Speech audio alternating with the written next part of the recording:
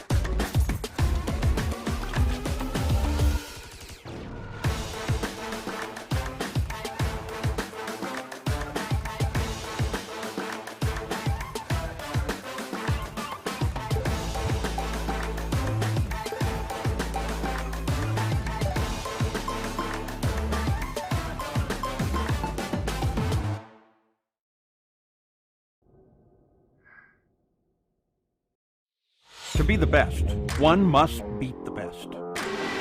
Ovals, road courses, the streets of iconic cities, race after race, the top sim racing IndyCar stars will battle it out. In sim racing, it doesn't get any better than this.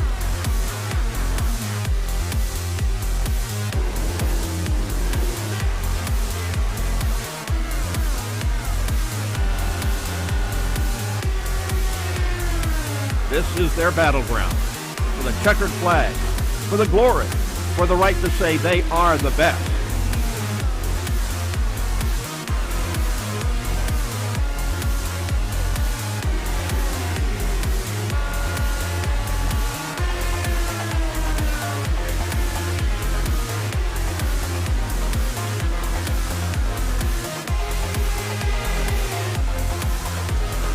The cars and stars of the Lionheart IndyCar Series presented by ButtKicker are ready to race.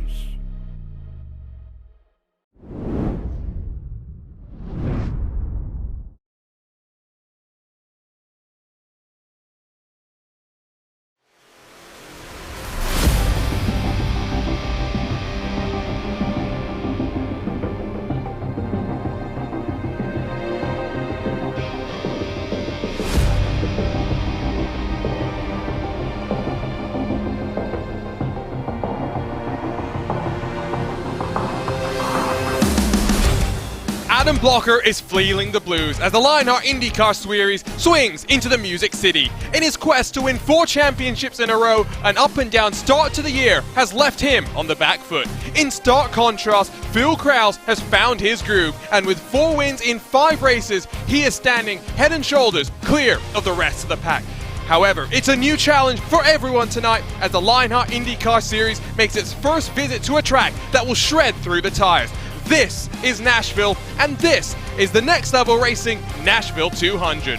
Hello everyone and welcome back to racespottv for coverage of the 2022 Lionheart IndyCar Series. The Lionheart IndyCar Series is powered by HyperX, makers of premier gaming gear like the legendary ultra-comfortable Cloud line of gaming headsets. Whatever you play, however you play, HyperX knows we're all gamers.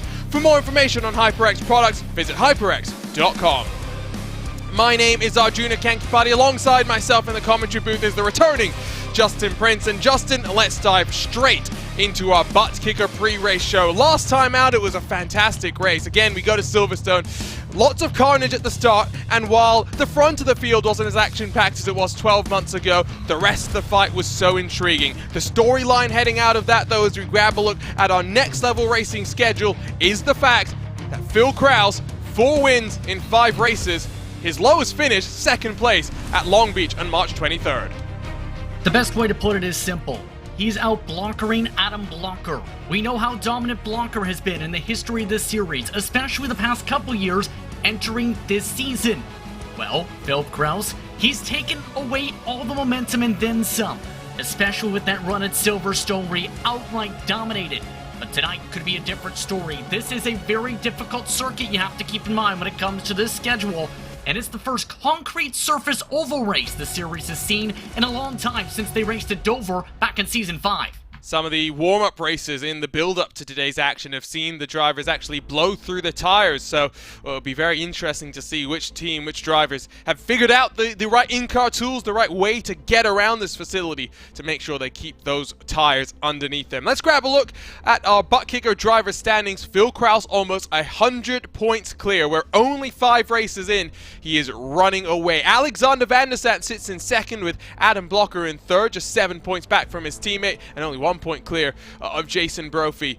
You look at this field, you see 4 rookies up there. The most noticeable of them to me is Caleb Bensi. What a start to the season he's really had. But you look at the team names as well. Powerslide Adrenaline and the private label Team Hype. Both teams have all 3 of their drivers, 6 in total, inside of the top 10, and therefore it's no surprise when we look at our HyperX team standings, JP, those are the 2 teams that are running away at the front of the field, although the Powerslide Adrenaline team need to buck up and close the gap, because the longer you let the private label Team Hype machine pull away, the harder it is to reel them in. Especially with how synchronized their strategies have been over the past couple seasons now. Powerslide Adrenaline has a lot of competitive drivers, though you have to keep in mind Powerslide Ignition. They've shown good speed in some of the races, but not all of them. I'm curious, though, of Ascari Autosport, because they've had a lot of okay performances this season, had an expectation level that was high with Barrett Rolfe amongst that grouping. They're in 5th and slowly building up more points after their very bad start. MadWorks Motorsports as well have had a good start to the campaign, 30 points clear of that 2nd Powerslide Ignition team, sitting 3rd in these team standings. Let's dial up these ButtKicker rookie standings then, and well, Phil Krause, Alexander Van der Sat 1 and 2 in the driver standings, 1 and 2 in the rookie standings as well. We mentioned Bensi and Marquez 4th and 5th. Malechka's not been as consistent on the ovals we think just yet. We'll see if that momentum that we saw from him in the Lionheart Speedway Series truly rolls on for 2022 as we get towards the midway marker of this season. 2 big shocks when I look at this though, JP. Alexis Newsom and Adriano Pinheiro. The debutant to Lionheart to kick off 2022, Pinheiro put it on pole in the first 2 races, suffered a bit in the races itself, but I'm a bit surprised the Brazilian is all the way down there in 8th. Yeah, especially since he's shown some good speed. Remember, though, we haven't seen him in all the races towards the very front, and that's critical, of course, to score solid points with how difficult it can be to get through the pack. But keep in mind, it shouldn't be a surprise to see many of these drivers in the conversation. We talked about how quick some of the drivers were when they made part-time experiences and appearances, should say, last year. And a lot of those drivers have carried over to this season for their first full-time campaigns. That momentum has really pulled on forward for some, such as Robert Malechka, Kel Bensi in particular, to try and back up the speed they showcased across Lionheart competition last year. Let's talk through your Gomez Sim Industry Series details. It's Season 10 of the Lionheart IndyCar Series in the 9th year of the Lionheart Racing Series. We've got the newest American open-wheel machine at our disposal, the Dallara IR18. All drivers share the same custom fix setup, but with the in-car tools, the front and rear anti-roll bars, as well as the weight jacker to really dial the performance of that car in. And they were given some pointers by the setup builder, Andrew Kinsella, as to how to wring out the maximum performance of this machine. Cash and prizes, we bumped up from just over $7,000 in 2021 to over $10,000 in 2022. It's a remarkable prize pool. Doesn't just include season-long prizes, but winners in our Triple Crown races will walk away with additional prizes as well. Our series champions, when all things are said and done in this 2022 Lionheart IndyCar Series will also walk away with the Gomez Sim Industries Formula Pro Elite Rim, as well as the Next Level Racing GT Track Cockpit. One of our Triple Crowns is behind us, the second is looming on the horizon as we get set for our trip to the Indianapolis Motor Speedway in a couple of rounds' time. Of course, it's the month of May, focused there in the real world as well in the virtual, as we roll towards the iRacing Indy 500. Defending series champion Adam Blocker on the back foot. The defending team champions, the private label Team Hype, very much on the front foot. And let's talk more about this track then, JP. I mean, you talk about the concrete surface, we'll talk about the 14 degrees of banking, the multiple lines that you can take as well, but up above, you get the sense that we're in for a real treat here today. It's a very unique track because it's not a mile and a half, it's just under that mark at 1.33 miles to be precise. Those 14 degrees of banking have seen open wheel competition in the past, as recently as 2008 prior to the track's closure around 2011. Keep this in mind though. A few different notes when it comes to the open wheel side. Scott Dixon won 3 straight here at this facility. The final 2 races were impacted by weather, but the main thing also of note when it comes to this track in general, it's a circuit that had a revitalization here in Lebanon, Tennessee. It was closed for 10 years before it reopened for competition in 2021, with the NASCAR stock cars making its appearance here. It used to be a track owned, in fact, by the same group that had Dover Motor Speedway, as it's now called, a part of its grouping.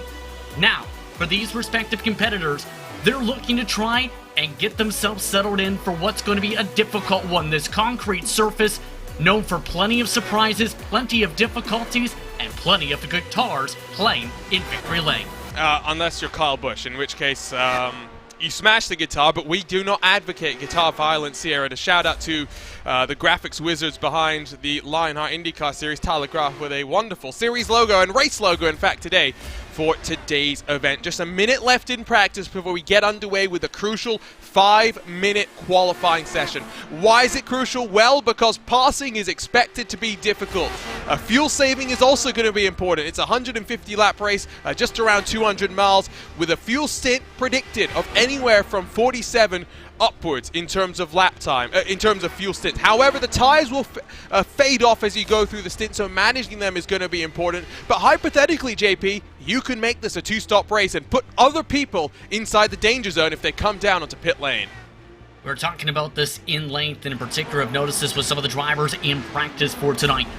Drivers, depending on how they play things in terms of if there's early cautions, or more so when it comes to the fuel mapping, and how they handle themselves to the corners, might be able to make that stretch forward to get a little bit longer on their stints by up to 12 laps.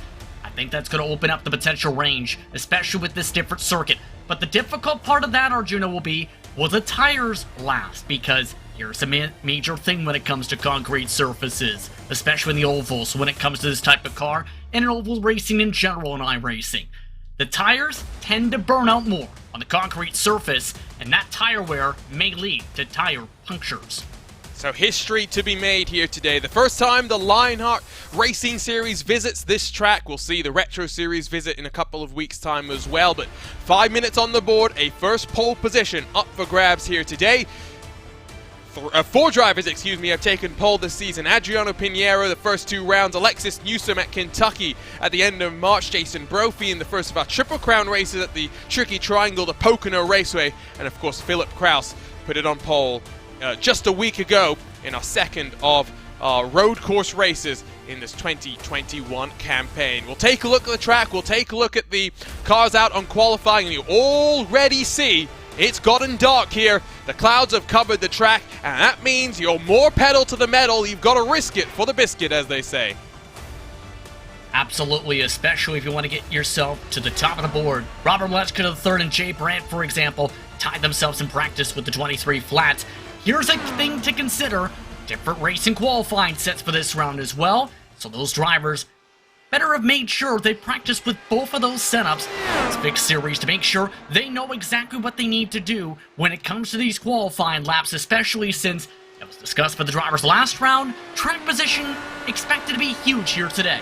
On board with Alexander Van der Sant, who's gone relatively slow on his first lap to try and build up for lap number 2. To the line he comes to finish his qualifying session, a 23.108. It's not good enough for the front row. Instead, for now, it's provisionally up to 4th for the driver that debuted at the end of our 2021 campaign. Phil Kraus rolls off pit lane. He's building up his momentum. Caleb Bency, we talked about his run so far this season. He's up to provisional pole, clear of Aaron Morgan by about 0.03 of a second.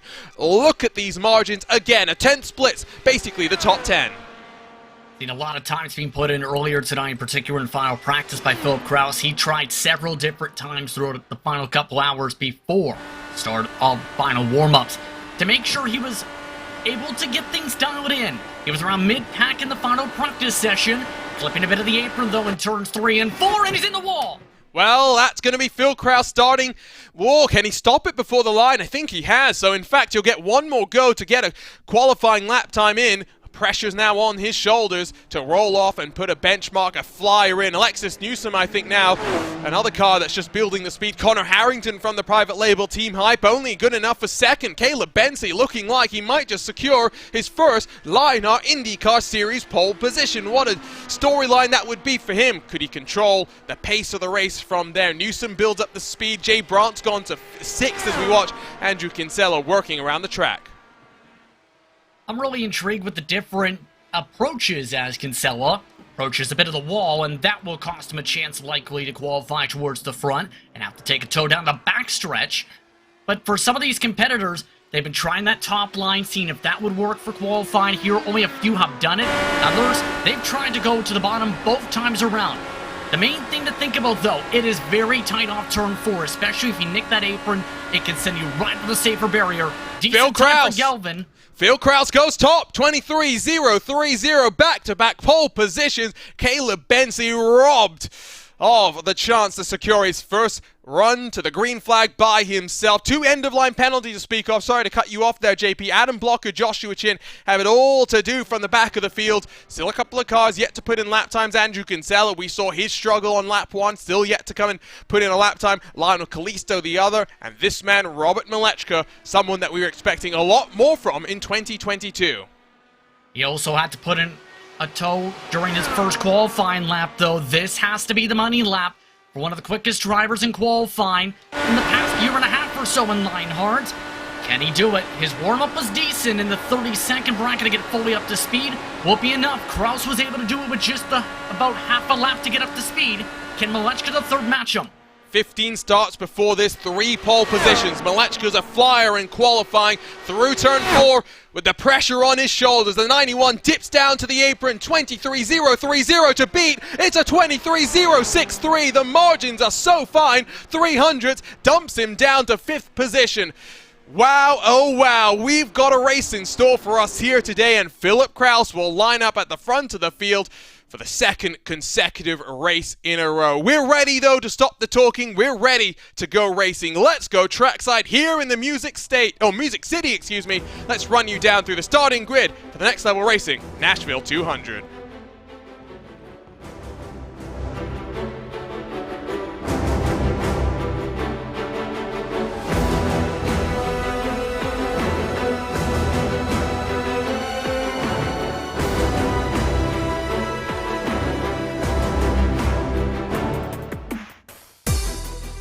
It's his 3rd Lionheart IndyCar Series pole position, and back-to-back Phil Kraus will lead us to the green for the private label Team Hype. Caleb Bency alongside with a very strong opportunity to get his first podium in his IndyCar Series career. Alexis Newsom looks to bounce back from some disappointing form to start the season off, looking to build up the momentum.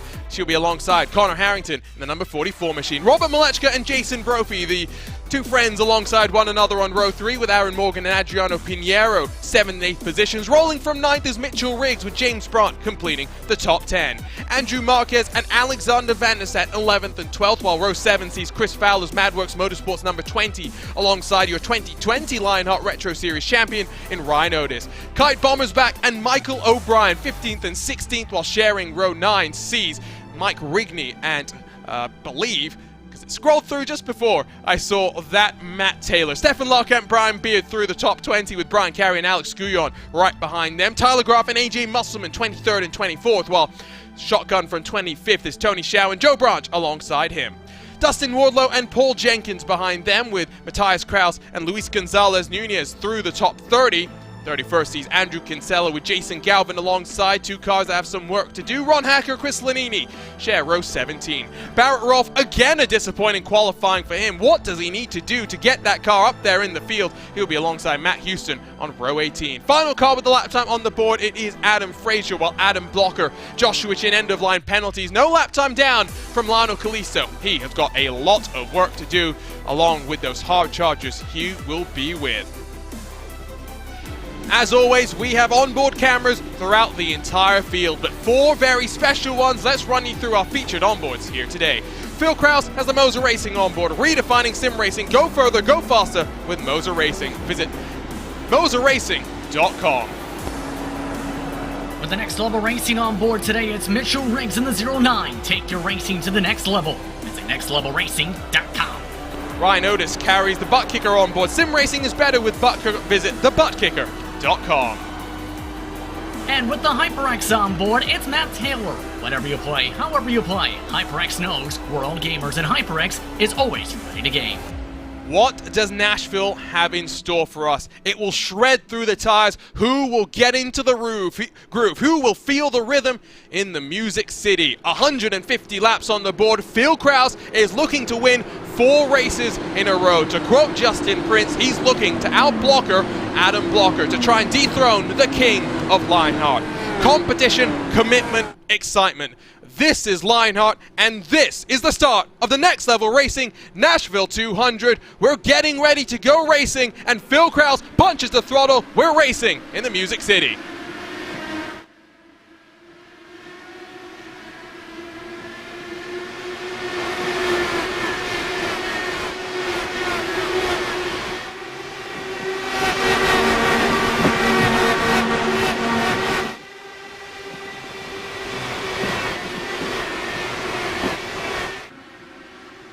Good start from Phil Krause. Alexis Newsom already getting past Caleb Bensi. The shuffle for track position starts to go on. Couple of fights too wide. Drivers have to remember, JP, they've got to manage the tires. Newsom and Bensi side by side again. Newsom showed a lot of comfortability when it came to qualifying up towards the top. It looks like Newsom's carrying that momentum and has found something that seems to be working to get some clean air and avoid some of the aero wash with that tight corner exit radius around the track today. But as we've seen right off the jump, a lot of the drivers, you catch anybody sleeping, they're immediately going to try and go for the jump near 3 wide a couple times already the first couple laps. Adam Blocker is already up to 32nd position. Josh Chin, of note, still down in 37th, so we'll track these two cars and their relative progress. Blocker already gets past his teammate Andrew Kinsella and dive down low on Dustin Wardlow. Finding those pockets of clean air is going to be important. He'll slide back in line for now. Kinsella's the one getting checked up. Here comes Barrett Rolfe. A lot of boxed-in drivers right now, Barrett Rolfe. Remember, he's had a lot of qualifying struggles, especially at tracks like this. Rolfe, though, we know can be fast if he gets good track position. He's had 0 luck so far in the IndyCar Series this season. His contact in front of him. One car nearly hits Blocker as Rolfe tries to dodge it. It's Luis Gonzalez Nunez with a massive save. The Sim Race 24/7 car just about holds on. Now, is there damage to that car? He's slow. Very slow on the outside line. Dustin Wardlow's the big loser in that situation, as in front looks like Hacker and Lanini are going side by side. We'll stay green for now. We'll get a replay of what happened there, but up front, Malechka sliding backwards. Here comes Pinheiro, the Brazilian, looking down low. Pinheiro also showed some good speed throughout some of the ovals in the early parts of the season. Homestead comes to mind. Just having a hard time, it looks like, trying to sort things out to get around the 91.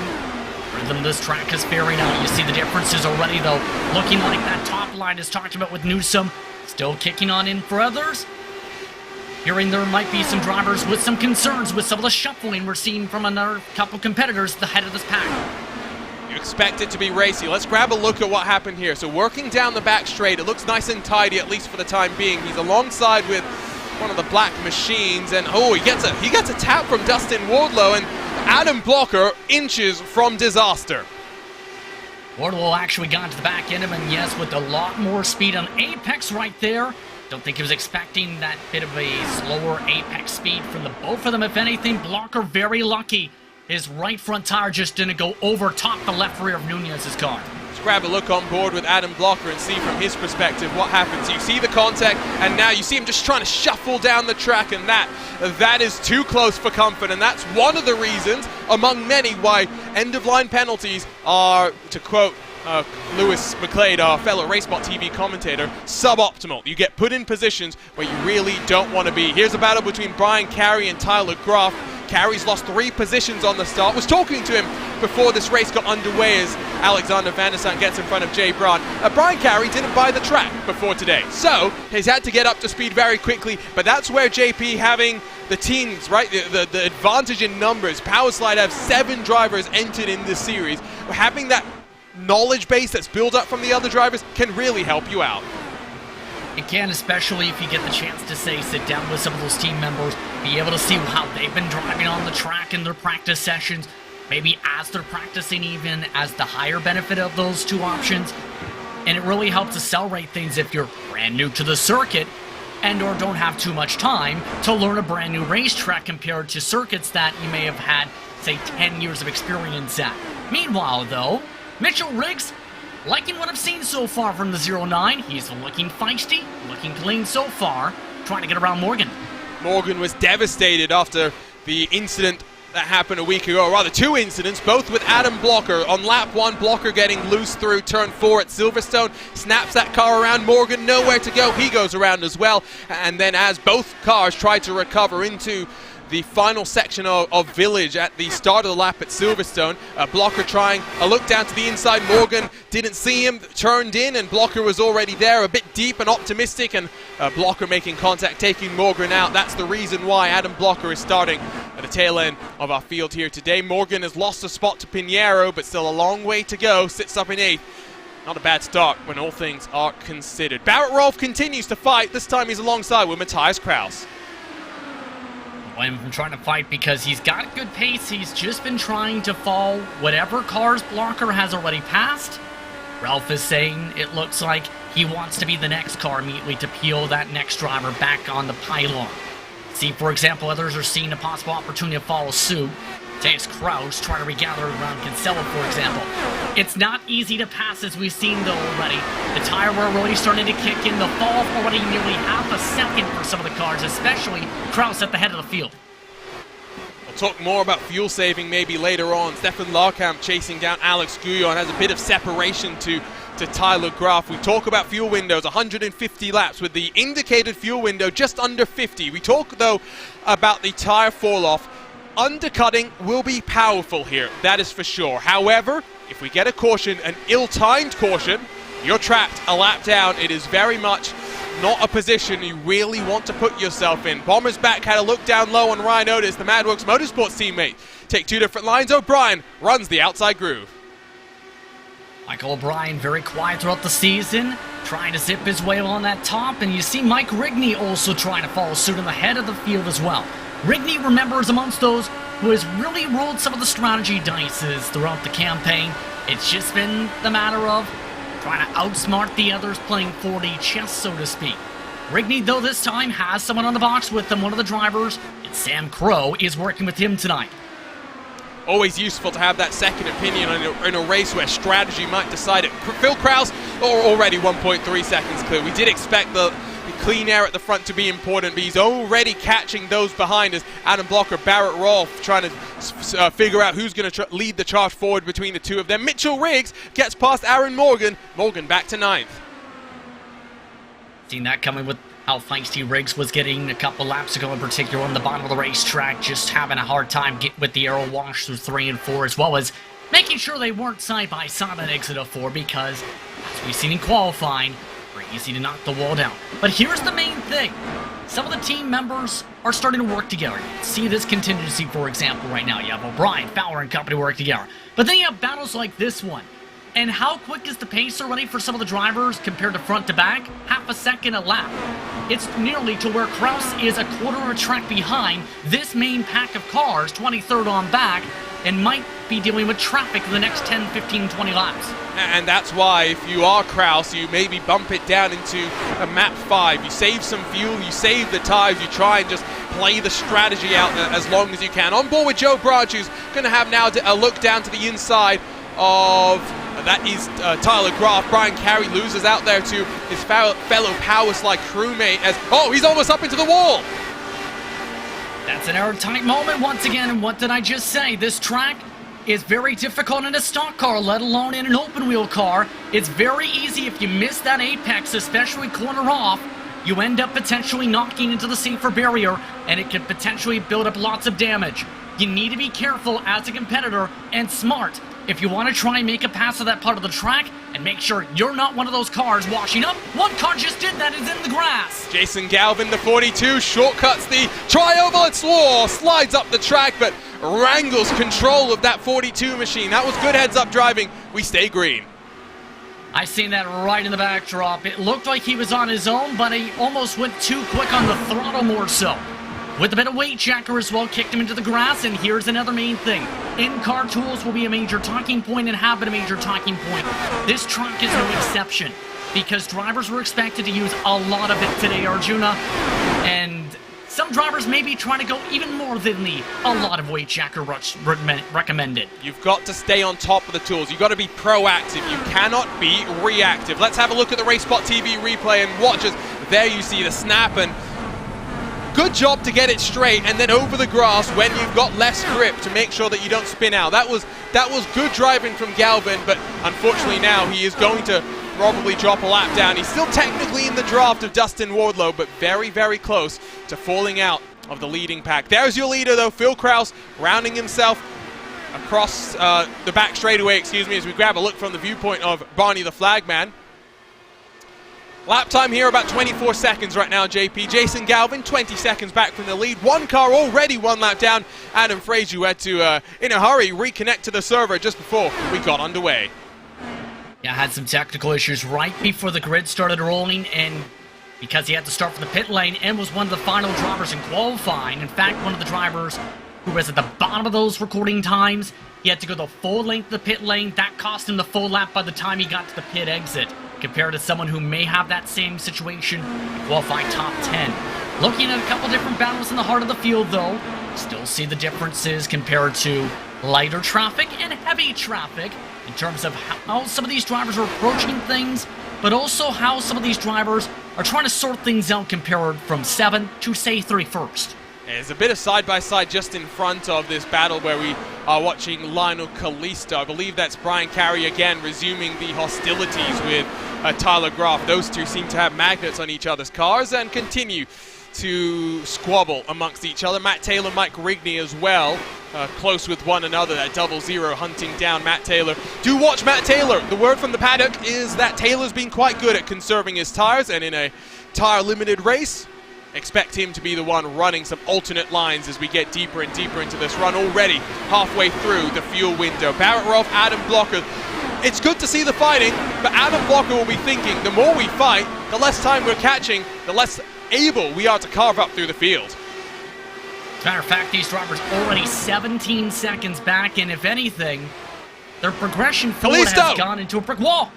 Well, talking of the wall, that is an IR-18 that has a hefty dose of damage now that the crew will have to try and buff out. Kraus flies on past, Newsom as well. We got our first car with significant damage here.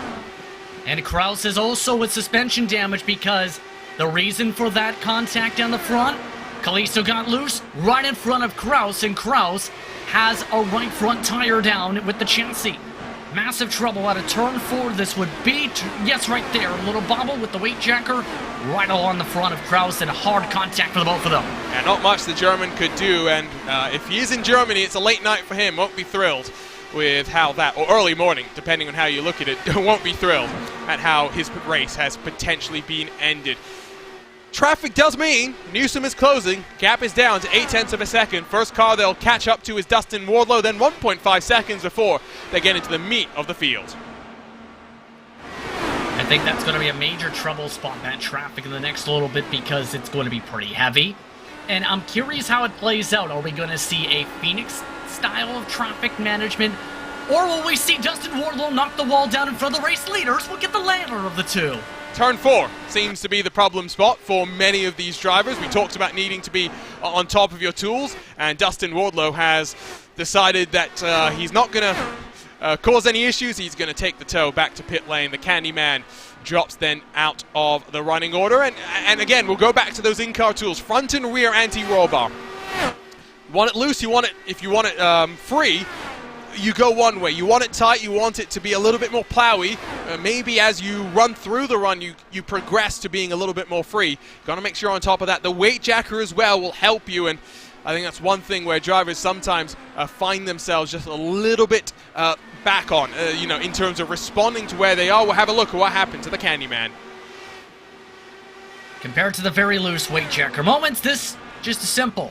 Plowed tight, not a good corner, apex off, into the wall, bye-bye suspension, bye-bye race car, and as a result, into the grass.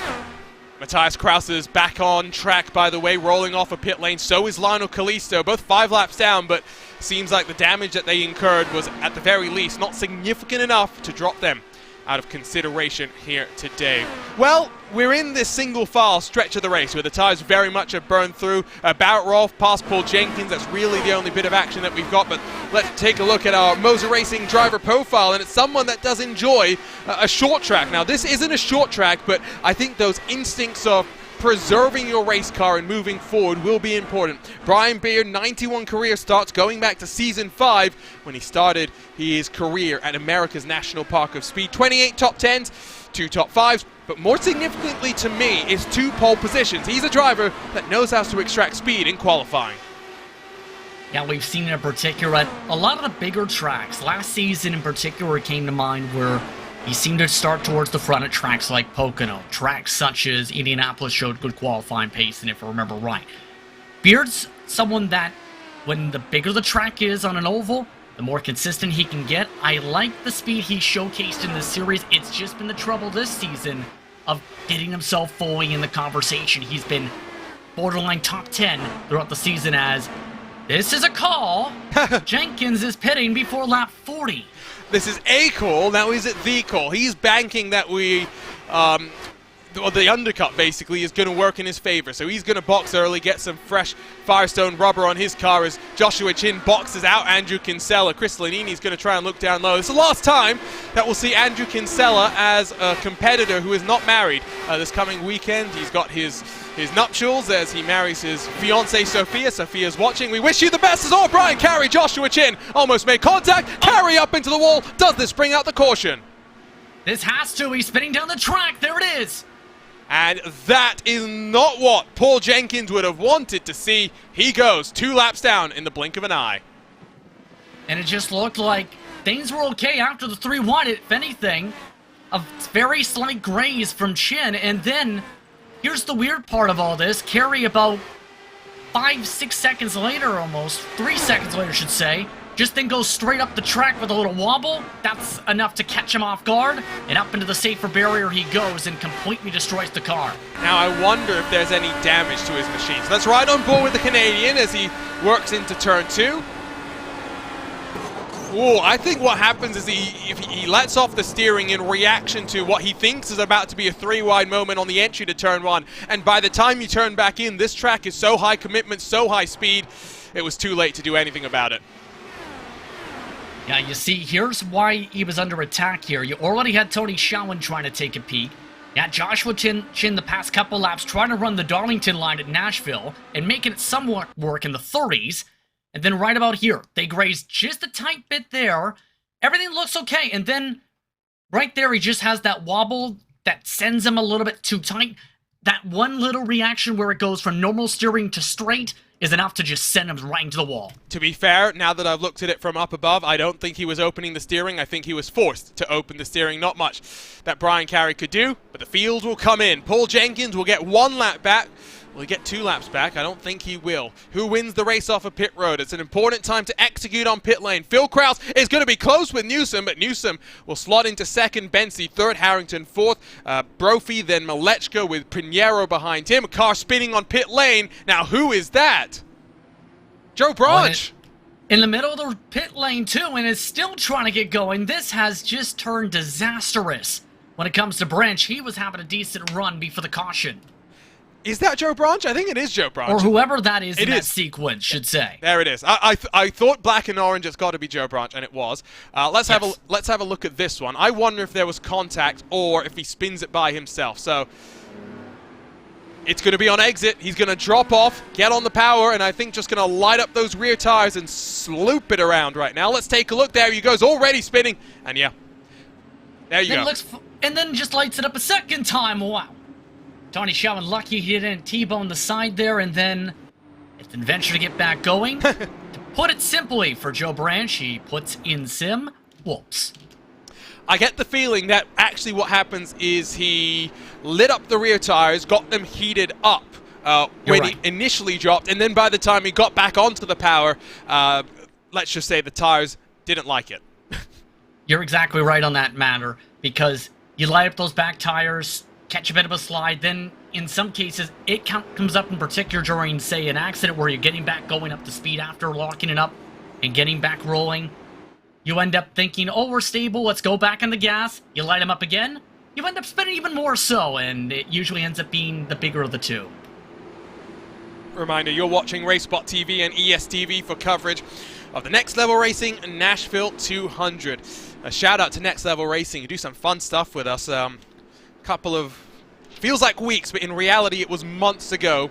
Next Level Racing, Team Fordzilla, and RaceSpot all teamed up for Fiesta Showdown at the Crandon International Raceway. We took the rallycross cars, we took some Team Fordzilla Pro esports drivers and matched them up against the community, we matched them up against some influencers, and we had a blast at Crandon, leaping those tiny little rallycross cars that are track designed for the Pro 4 and the Pro 2 trucks to go jumping up.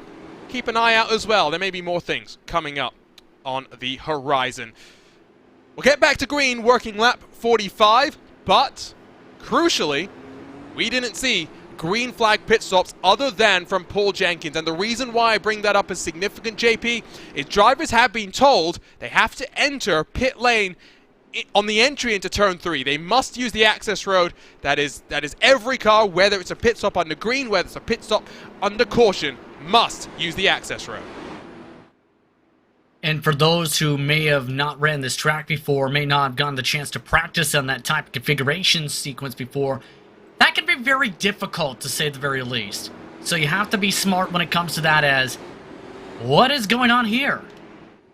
Looks like some confusion as Luis Gonzalez Nunez and company is dropping back. Now, I'm not sure exactly where the pace car deployed, who it caught when it rolled, but maybe a bit of confusion there as lights are off, we're back to green this time around. So from here, you can make it with one more stop. How brave do you want to be? How closely have you been watching your fuel numbers? What can that right foot of yours do in conjunction with the engine maps available? Phil Krause has led 44 laps. He'll bring us back to the green on lap number 45. A long old hold. We're back underway at Nashville. Out of caution again. And it looks like they're trying to resort things, and a couple drivers may have nearly stacked up trying to sort themselves up because of what was going on out of turns 1 and 2. I don't think the wave around cars got the wave around from the iRacing pace car. So that's why they were dropping back. I was very confused, but now I wonder, does this require some manual intervention from our team of race control? George Anzaldo, Mark Cohen will be watching on and making sure that we've got to figure out what's going on here.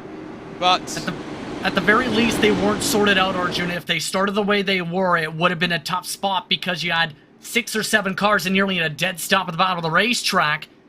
And it looks like they're trying to sort things out here.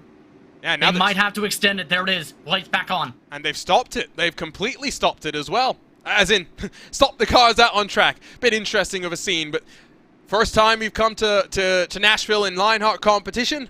Things are going to be learned as the pace car decides that he's no mortal man. I've been rewatching Lord of the Rings. For those who watch The Return of the King, it's almost like the Ghost Army there. But we'll rack them up, we'll stack them up again. We'll hopefully get underway, I would guess, on lap 47, JP. Gonna be a bit helpful for some on the fuel, maybe, in regards to trying to make things simpler in that regard, but if you're some of the drivers who had pit before that caution, you're thinking, I wish I had better luck at this point. That's the only best way you can put it. And now, the driver's getting a chance to regroup with the clouds gathering up and the 1-to-go signal again on the track. Let's talk about the weather very quickly. it's relatively warm given what we're seeing in terms of that cloud cover, because it's a very cloudy day here just outside of the city limits in Nashville, Tennessee. We're just after lunch here in, as you like to say, JP, iRacing Day, 15th of May, the default day for all iRacing events. 30 degrees up in the air, 43 down on the track, which it won't be helping the life of those tires. It's a cool wind, which is nice to see. That humidity, though, does stand out to me. Yeah, the 10% humidity I found surprising. Very dry, let's put it that way, in terms of that humidity. In turn, it's really skyrocketed the track temperature a little bit. I think if you have it more, it would be even higher, let's put it that way, though, if you were at, say, 56% humidity. By the way, just got confirmation from Race Control here through the sim. They will be giving the drivers who are supposed to get that wave around before that restart, those waves, it looks like. Frazier, Nunez, Jenkins will get that opportunity right now. And there they go, lights back on the pace car as well, so the advantage of manual race control. If sometimes our racing does stuff wrong, we can correct it. We can get back underway with the order as it should be. So we started with 40 cars, 2 have retired. Dustin Wardlow the first after his plowing moment through turn 4 as he mowed down the wall. Brian Carey, 3-wide situation did not work in his favor. Joshua Chin had an end-of-line penalty coming into this race. Will he have an end-of-line penalty heading out of this race? And has Adam Blocker just had a technical issue? He's dropping down the timing screen. A driver that's had almost no luck to start the year off, Justin. Well, our defending champion continues to be on the back foot. I think you're right. This may have been the worst case scenario and then some. Yes, can confirm a very quick technical issue for Adam Blocker. And even if he didn't have it where he was still on track, he might have been going straight towards the wall because of the technical issue. In other words, Adam Blocker's season has just been flipped upside down, and the first time in a long time, I think, Arjuna, he'll be having to use a drop for a DNF, possibly. Usually Adam Blocker's drops are with his commitments trackside with the NTT IndyCar Series. What's going to happen? And his championship hopes continue to hang in the balance. Will we get underway this time around? The pace car's off. Again, the field's in control of Phil Krause. It's a long hold once more as he waits to get us back underway. We're racing again in the Next Level Racing Nashville 200. Already feel the drivers getting a bit antsy. Jason Brophy, he already lost the draft in that first run. Robert Malechka the third, wanting to get by already, just can't get the run, it looks like. Good indication of what a restart's going to look like at the front of the field. No real moves being made. You look backwards, though, and drivers have looked to try and time that caution. Tony Schowen sees a fistful of dirty air going the way of Stefan Larkamp from Barrett Rolf. He'll try and take advantage of that situation. Rolf gained a few spots with that caution flag, was at the back end of the top 25. Now looking to battle it out for 21st. Just has to be able to complete this, and he can't afford to diddle-daddle with this. Guyon not making it easy, but Rolf could lose the draft if this continues for another set of corners. It's going to, it looks like. Adam Blocker has scored his 4 laps down. Will we see him roll back on, out onto track? I think we will. He's going to try and salvage something from the race here today. Andrew Kinsella alongside with Stefan Larkamp now as they squabble over what is 24th position. I just saw as well that his current fiancée, soon-to-be wife, Sophia, has jumped into the YouTube chat, so I'll reiterate what I said a couple of laps ago. Kinsella, his last race as, well, not a bachelor, but as a not married man, celebrating his wedding this weekend. We wish him and his fiancée the best for all of the future. Battle going on behind Joe Branch as well as Jason Galvin squabbling. Remember, Jason Galvin's the one that had that very scary trip through the grass after losing it out of turn 4. And he's one of the few drivers who's led laps in this race here today from that time at Dover in series history. Season 4, Season 5, that was about at least 4 years ago, give or take. And Galvin was one of the few who led laps. Out of Blocker, you could put in that category. A couple others as well who've made starts this season. Jason Galvin, though, has really struggled here in Nashville with some of the conditions. Several you can put in that category. Pinheiro, though, he's been nice and calm and very quiet right where he started the race in 8th. He's been running some interesting lines as he searches for some clean air on the nose of his car. In front of him looks like Malechka and Brophy again trying to figure out who wants to try and lead the party as they look on forward. Pinheiro, though, can't just look forward. He's got to look backwards as well as closing on him is the Mitchell Riggs. You talked about Ascari Autosport and the run that they've had so far this year. Mitchell Riggs, not Barrett Rolfe, might be the one that we look to lead the charge through the rest of 2022. Riggs has been a bit better in qualifying. His luck has been in the same boat, I've noticed, compared to his teammate in Rolfe. But you're right in terms of some of the consistency we've seen at times. Riggs, when he's got himself dialed in, really dial himself forward up on the grid. Right now, just trying to pace himself with this aero wash and trying the different lines. You see it right there. Pinheiro going for that top line on entry, forced Riggs to lift a little bit more on that apex. Cost him a little bit of time. Now he tries the bottom to avoid some of the aero wash. Right there, there it is, right there to get him tight again. Behind them, Ryan Otis, Jay Brandt fighting over 12th position as your 2020 Lionheart Retro Series champion gets past the 15, who's lost 3 positions from where he started. Big movers, big shakers to get things underway here today. That's not the right button. That is the right button. 14 positions for Barrett Rolfe, 13 for Joshua Chin, his end-of-line penalty, and not letting him carve through the field in the same way that we saw from Adam Blocker, so Chin has still got some work to do and might have another end-of-line penalty if race control decides that he's responsible for the moment of contact that saw Brian Carey end up out of this race. Again, the gap up front is increased, is up to 1 second as you see Adam Blocker slotting into line. He's looking feisty as he tries to fight his way to the front of the pack. 4 laps down, though, and this would be his worst finish in a long time, to say the very least. 35th position on track. 2 other cars, 1 lap down in the race. Everybody else is either out of the race or 5 laps down. Of note, Fraser Munston with the disqualification. He didn't serve a black flag. But for Blocker, he needs a lot of craziness. He needs this racetrack to turn into the Monster Mile. Unfortunately, that's not likely to happen, even though they had that affiliation in the past. Tony Shaw and Andrew Kinsella, Power Slide teammates alongside one another as the Iowa native rips the outside groove and works his way up to 23rd position. Continue to fight side by side. Remember, we were just in the midst of working through traffic before the caution flew for the first time today. So for the likes of Phil Krause, Alexis Newsom, Caleb Bensi, they've got some time to settle back into the groove and enjoy the clean air that they'll have right now. But already now, 14 seconds, 15 seconds off the leader is Matt Houston in 32nd. We're not far away from seeing the leader back into traffic. Still about 15-20 laps away based on the current pace. The main trend of notice, though, is especially with some of these leaders battling out and some of these other drivers in the middle of the pack trying to sort things together, Krause has had the strategy of break ahead, try and get around 1.3 seconds, I've noticed, then let it back on down, keep it even around that mark if he can, save a little bit, if not a lot of bit of fuel, up at the very front after setting the fastest laps in the entire race for the entire field by a couple tenths of a second. And then, if it comes down to it, don't be afraid to let them reel in a bit with some of the aero wash with this back end of the train.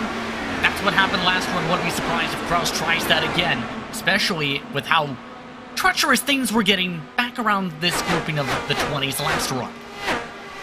And going back to Adam Blocker for a moment, it's basically damage limitation right now, JP, where he needs to make sure he doesn't get any penalties heading to Watkins Glen. He needs to make sure he's in a position where if other people have trouble, he's able to work his way forward and recover some points. But ultimately, it's very similar to what we talk about a lot during the VCO Esports Racing World Cup, where it's a team composition there, but with drivers running by themselves. So 3 cars, the best 2 of them score points. You never want that 3rd car who's running dead last of the 3 to get penalty points. Blocker's in a very similar sort of a situation. Especially with how bad that run at Silverstone was, we talked about. He'll need to just make sure he gives the lap car space. That has been a talking point throughout the season for some, remember, where they've had battles with the race leaders.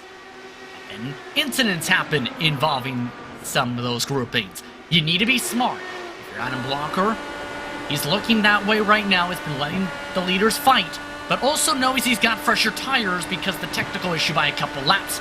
That'll mean he's a little bit quicker for now, especially compared to some that are battling like this for 7.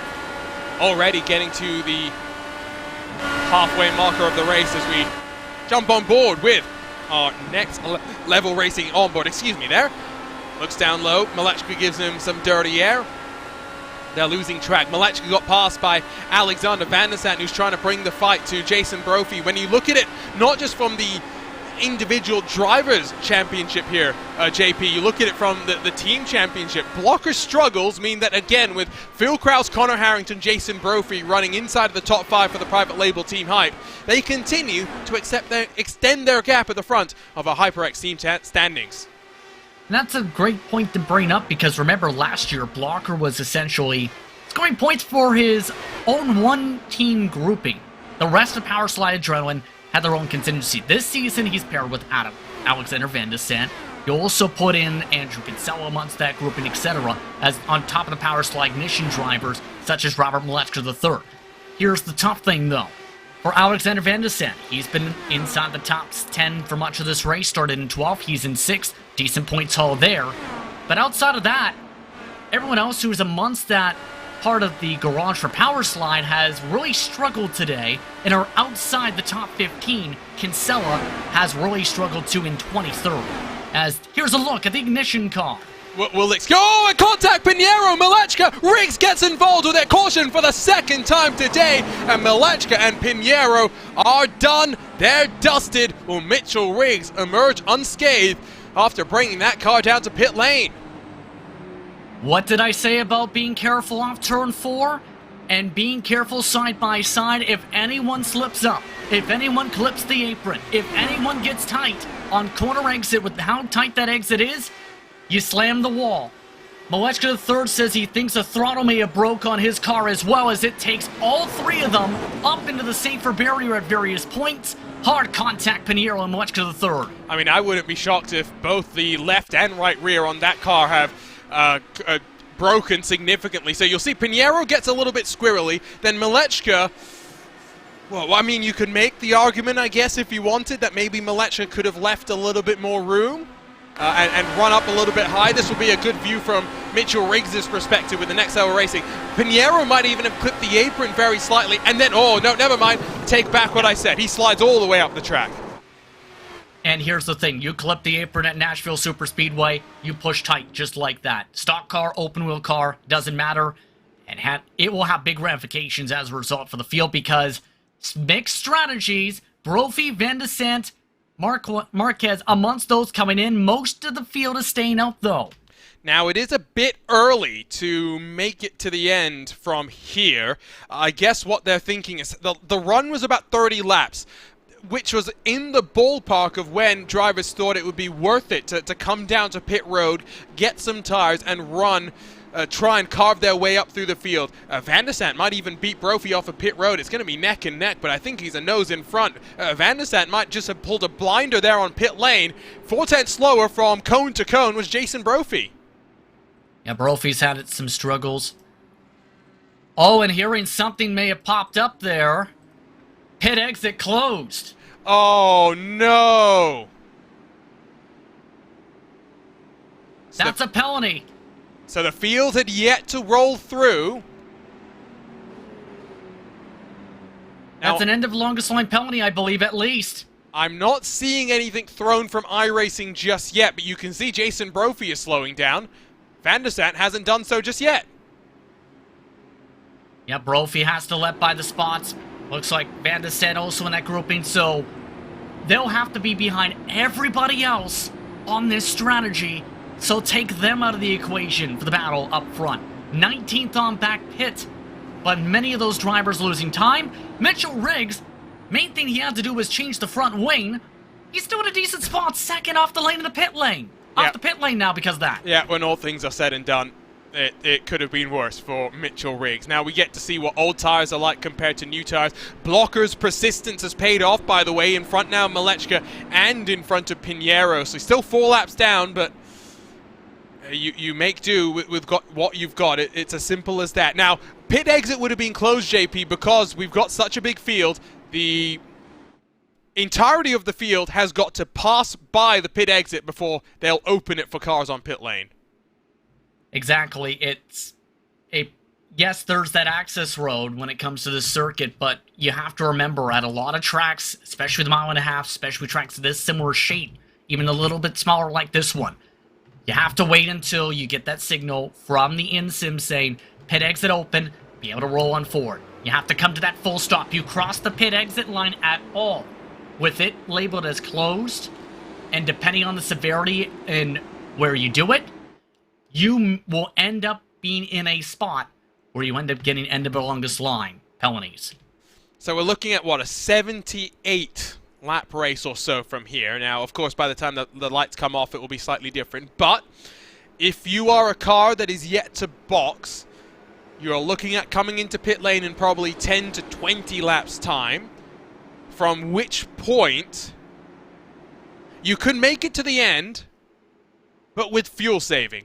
Whereas if you're one of those cars that is boxed, you could split this into a one-stop race from here, and a pretty comfortable one-stop race, with plenty of wiggle room on the strategy too.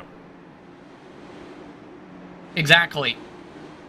And while it takes a lot of thinking to process how this could break down, especially if you're a strategist at this point, track position has been paramount in this race, yes, but here's the major thing. If you can get that benefit of having that strategy to be able to equalize amongst everyone else, I think you're golden. If you're those drivers 19th on back, you're hoping it stays green, obviously. You get a caution right before they would have to pit the drivers, though, all bets are off. What we'll say is you never trust a couple of things out of a commentator's mouth. Their strategies, or sometimes every single word that we spout. But the reality is, the second caution will come to an end. The third, technically, if you want to put it that way. Phil Krause has still led every single lap here at the Nashville SuperSpeedway. A much earlier jump. We're back underway. The Next Level Racing Nashville 200. And this time it's Connor Harrington, who is close enough to try and put the pressure onto Caleb Bensi. Trying to use that top lane with some momentum on the back straightaway. Here it goes for the switch. Momentum on his side. Can he slide up the track as they throw into turn 3? Harrington arcing the corner a little bit extra than you would do normally, just trying to get the exit corner momentum, but Bensi should be able to hold on, at least for the time being. Harrington not giving this up. I think if you're Harrington, you're absolutely thinking of opportunity, but Bensi has that preferred line, it seems, for that exit of turn 2 to make passes, and that's really hurt them, both of them. They've nearly lost a full second of the race leader. A little feisty behind them, as we've seen all day, though. Very difficult to pass. Jay Brandt clipped a bit of the apron nearly to the wall. I did hear a bit of contact. We see Adam Blocker in front of Aaron Morgan, Jay Brandt, so this is probably not a terrible situation if you're Morgan or if you're Brandt. You have one of the best of Lionheart in front of you, and maybe you'll be able to use him to work forward. Blocker's on pretty fresh tires in comparison to the rest of the field. Yeah, that's going to be intriguing, too, to consider here. Blocker has a little bit fresher tires, to correct myself real quick on that point. But here's the tough thing. He's going to still need plenty of cautions if he wants to get in the conversation. But as we've crossed the halfway point, anything could happen in the Music City. It's been a crazy race, but a tire-filled strategy race as well. Halfway through the Next Level Racing Nashville 200. You're watching RaceSpottv and round 6 of the 2022 Lionheart IndyCar Series. The run to the checkered flag coming up next.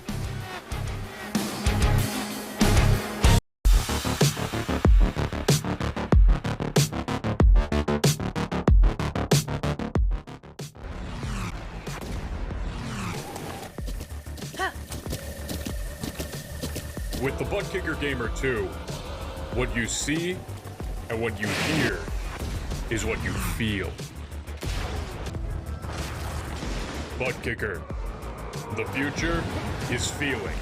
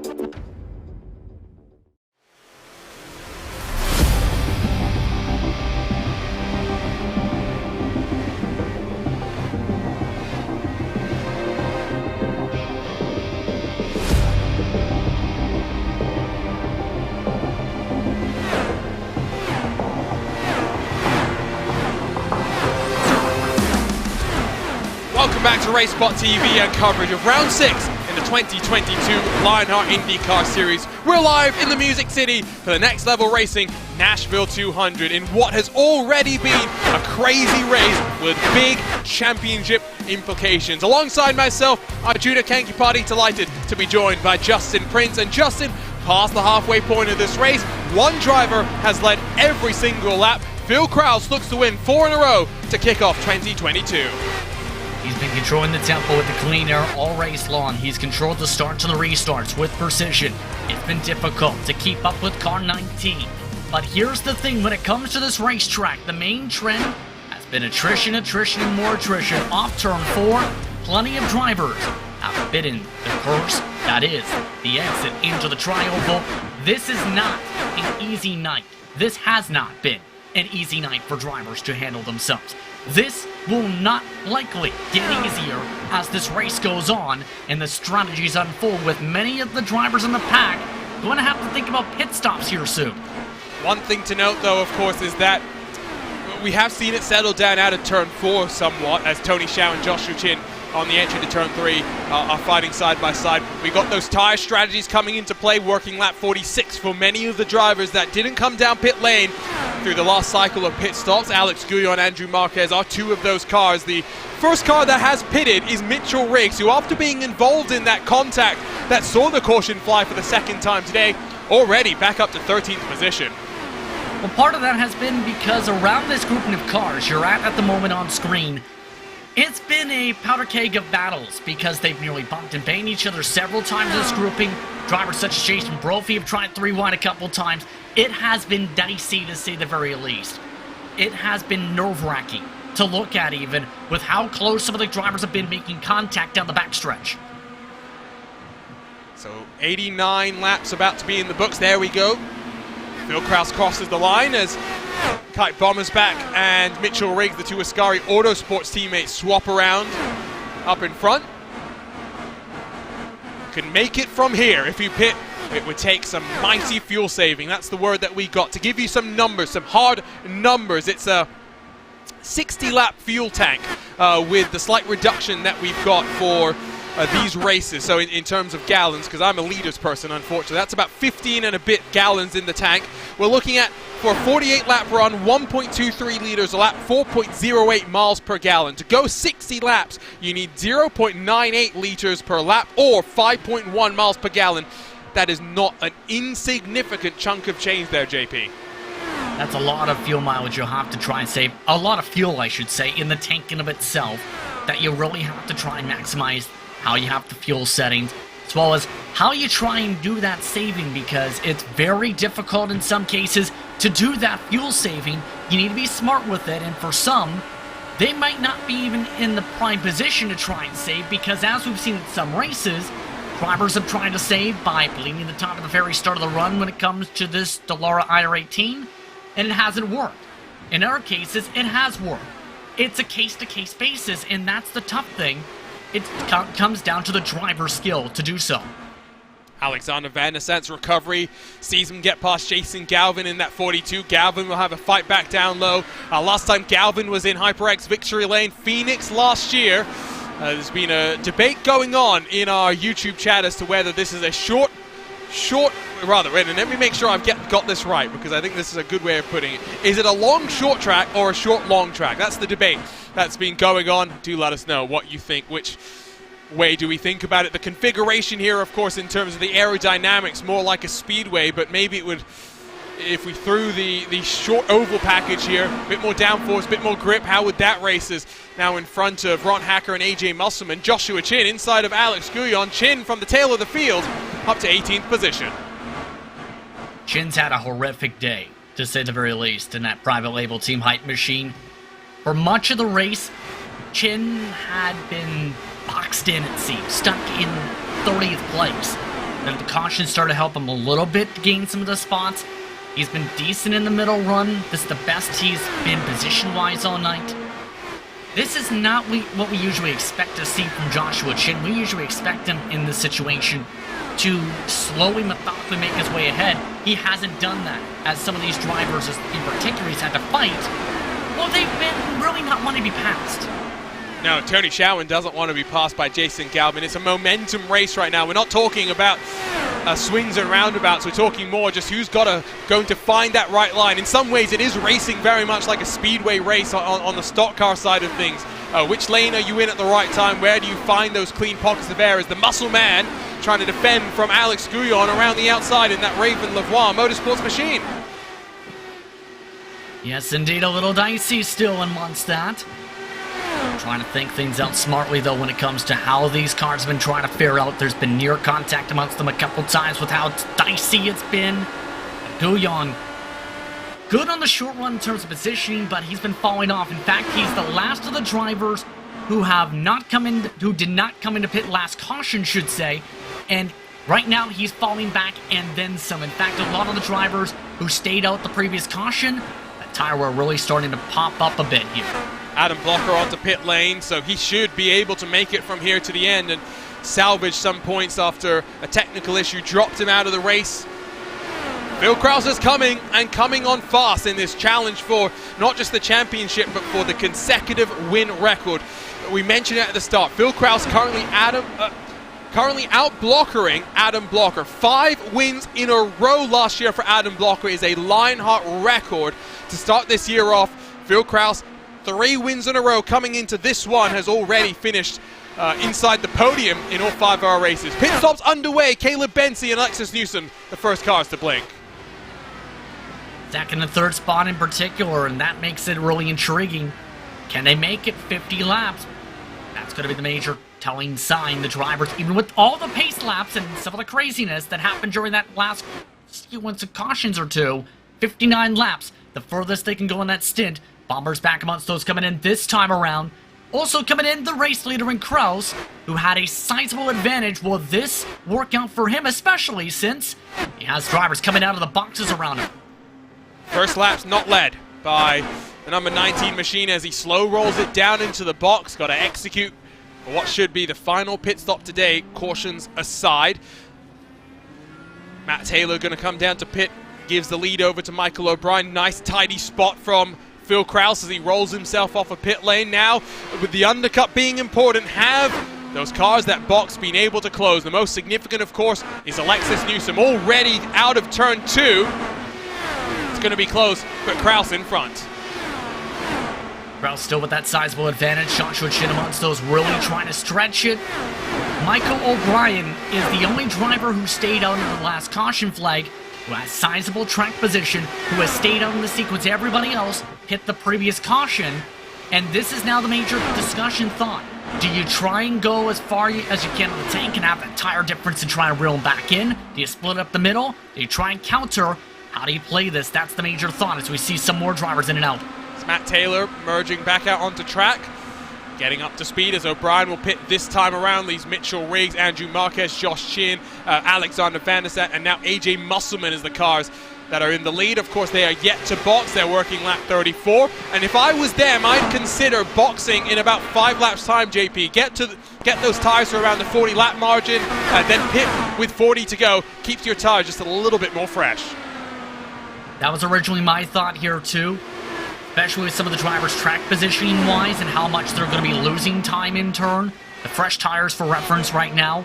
Some of the drivers turning 23 5s currently out of the boxes, 24 2s to 24 5s for those who are still staying out on the 30 plus lap old tires here. So you have to think about how this could play out. By the way, Mitchell Riggs is the best of those who are trying this. He's 3.5 seconds ahead of Marquez here.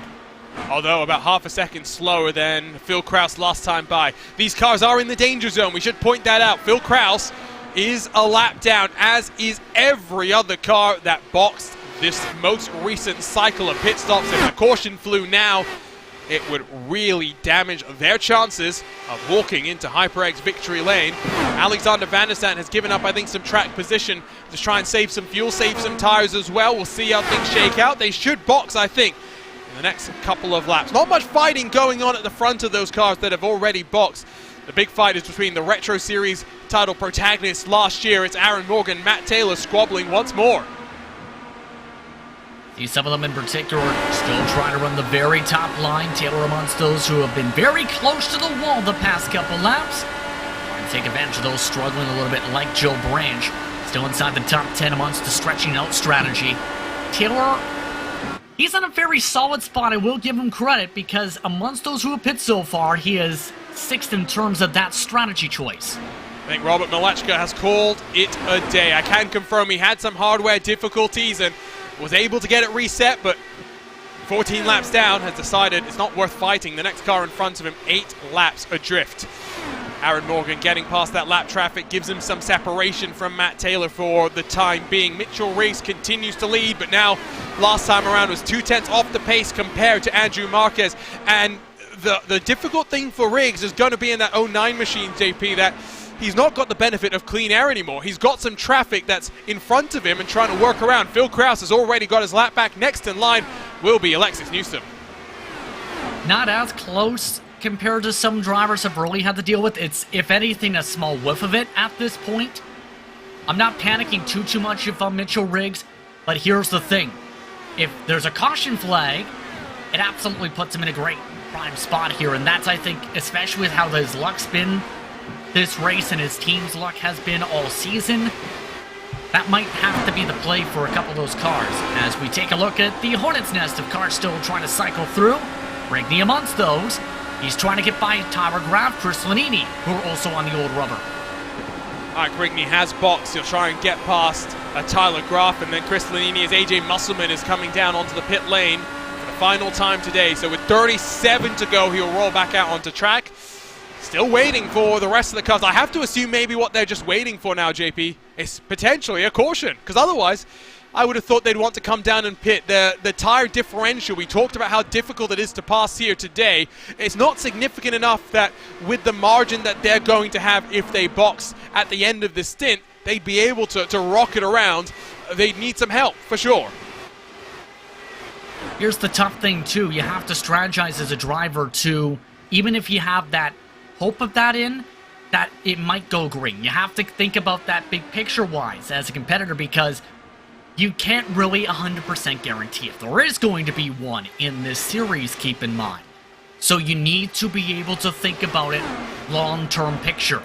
Those gambles, yes, have worked out a lot for some Arjuna, as we've seen throughout the season. However, you can't necessarily bank on it, especially with how crazy this race has been at times, all throughout the mid-pack in particular, with some of the traffic management, as we take a look at Jason Brophy amongst those trying to stretch it. Of course, Jason Brophy, one of those cars that was caught out by the pit exit being closed when he cycled down to pit lane during a caution. Up to 6 for the time being, but has lost track of the other car that he was with in that cycle. Alexander Van der Sande is about, 4 seconds in front, and now Brophy's got a face full of dirty air. Matt Taylor has sneaked on past. Mitchell Riggs is being caught by Andrew Marquez, I think backing down the pace, just trying to eke out the momentum on this run for as long as he can, but it's settling into a rhythm as we work our way towards those final pit stops for the cars that are yet to pit. Cars first through 11th out on track. Of course, we're in the Music City, and when NASCAR used to come and race here, they had an interesting trophy. Guitars, of course, Gibson Guitars. Gibson being founded here in Nashville, founded in Michigan, but headquartered in Nashville for the last, 30-odd years, 40-odd years, since mid-1980s, if I remember correctly. Rather delightful little trophy, if you ask me. You've got the Miles the Monster if you win at Dover, for example, the other sort of facility that JP has been referencing today. But at least for me as a guitar head, I would very much prefer to win a guitar. Although, A, I wouldn't treat it like Kyle Busch would treat it, no matter how much you want to claim that he was just trying to get a piece of the guitar for every single member of his crew.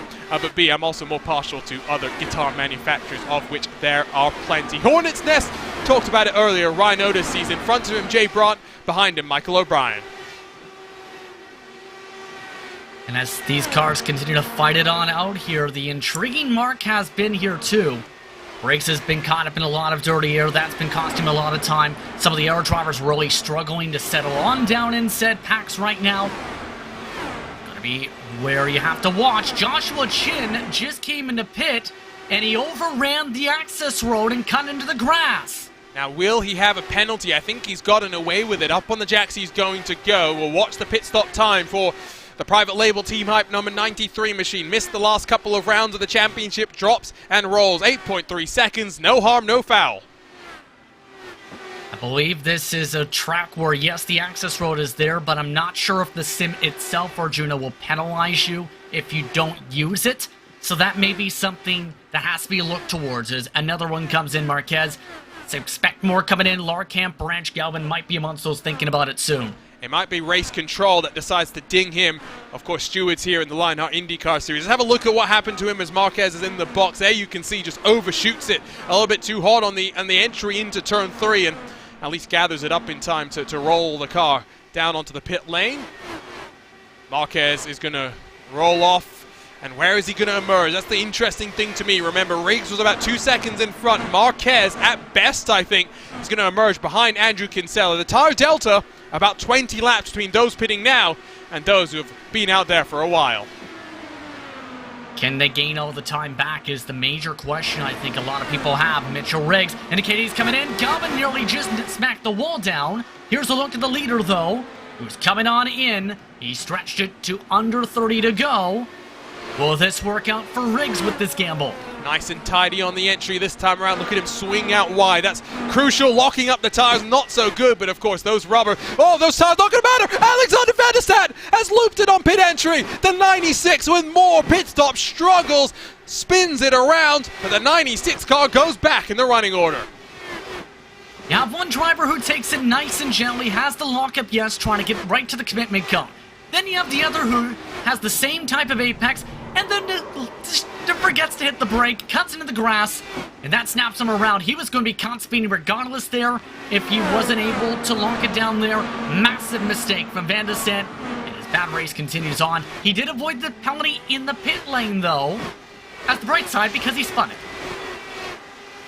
Phil Krause has got it in front of Tyler Groff, a car yet to come down pit lane. That tells you all that you need to know. It was a gamble to come down and pit. Might not be a gamble that works the way that those cars were expecting. Jason Brophy, the next car to roll himself down onto pit lane, a driver that's had his own fair share of pit road mistakes, this time nice and tidy. The number 88 Grello machine, I'll concede that it's Grello, at least for the time being, because at least he's managed to enter pit lane correctly this time by. See where he cycles out in a day that was obviously looking good for the private label Team Hype. Still looks good compared to what it could have been, because Kinsella, Van der Sat, Block are all struggling in the points, but not ideal, we'll put it that way. Krause now up to second, just Joe Branch left to pit. Absolutely. By the way, Chris Fowler has popped a motor, I think, just now in his pit stall. Meatball flag, he had jumped out of the car and then heard the engine pop, so something's happened to Fowler. We're down to 33 cars running on circuit.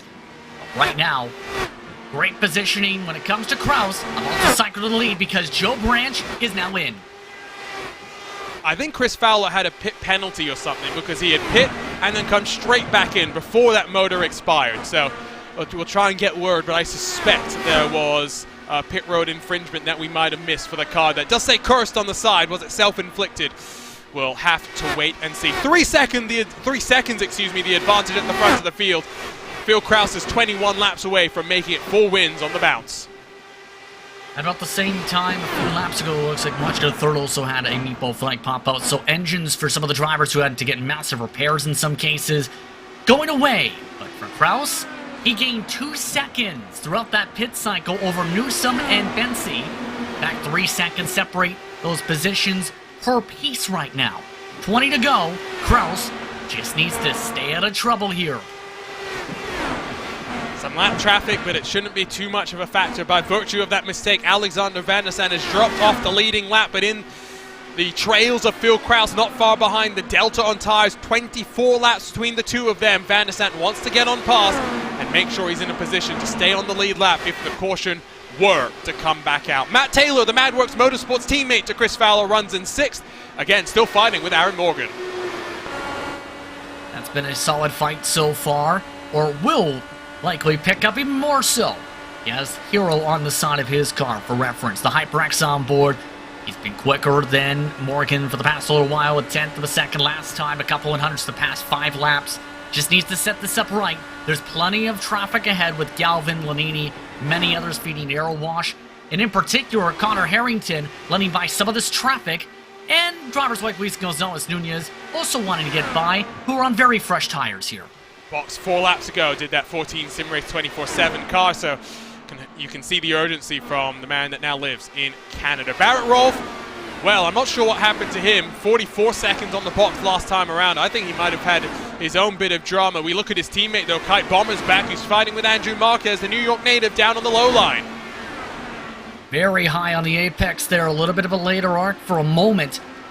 That line just has not really too much worked, it seems. The very, very top line in 3 and 4. It has in 1 and 2 at times, though, to get that run down the backstretch. Looking like Bomber's back, just trying to find anything he can clean air-wise to find a way forward. The problem is, he's lost about 4 car lengths for this entire paragraph. The driver to watch is Mitchell Riggs. 9-lap-old tires, 20 laps better than everyone in front of him. 14.5 seconds back from the race lead with 16 laps to go. We're not really thinking about if he can win this race. We're more thinking about how high can he climb when all things are said and done. 5th position, only 5 seconds in front of him, and they're fighting up the road. Jay Brandt, Michael O'Brien. Brandt almost up into the wall. Heavy fighting it for 8th position right now. Drivers like Riggs, who are closing on into this, need to be smart. They need to keep their eyes open with how tight they're racing. O'Brien really wants to avoid what's on the side of his car, and Tyler Graff needs to be careful as the lap car in all of this. Yep, he doesn't want to crash, that's for sure. Race lead, by the way, has come down. It is now, 1.8 seconds about there? Traffic's playing a factor. The traffic will give, the traffic will take. And the traffic that Phil Krause has just had to work past will now be consideration for your 2021 Lionheart Speedway Series champion. 13 laps to go here in our debut race at the Nashville SuperSpeedway. I mentioned it earlier, it's not the only time we're coming here in 2022 for Lionheart competition. The Retro Series will come here at the start of June. That's going to be an interesting race to see as well. And then the Speedway Series at the end of June. So still 2 more races to look forward to if you're a fan of this track here in Tennessee. Really curious how the Retro Series will race here because, well, there's not a historical reference to a Lotus 79 driving at a racetrack that opened a couple decades ago. So I think that race will be a pretty wild one in some circumstances. But it's having the chance where, for drivers in terms of this traffic, it could be very tricky if you're Philip Krause. If he reaches a big gaggle of cars and Newsom can quickly get by some cars to counter, it falls back in her direction. If Krause gets by quickly, then it goes back into Krause's hands, especially coming up to 10 laps to go. And you also have to factor in the possibility of the fuel concerns, especially with some of those drivers trying to stretch to 50 laps. First driver in regard to those who had pit with a different strategy, Mitchell Riggs, 9th position, 14 seconds back.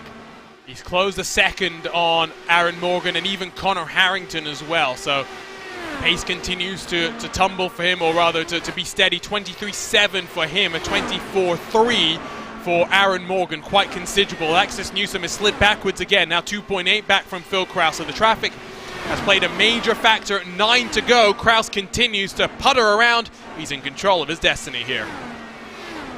And he's really letting this league grow itself with Newsom stuck in a heavy gaggle of lap cars right now. Krause getting a massive amount of buffer time. Question will be, is he good to go? Well, looking comfortable based on his pace. What we've seen from some of the drivers in terms of how some of them have stretched it. How those fuel modes will be utilized. Newsom finally gets clear of some of the cars, although some more want to get by her. Mitchell Riggs now disposes of not just Michael O'Brien, but Ryan Otis as well.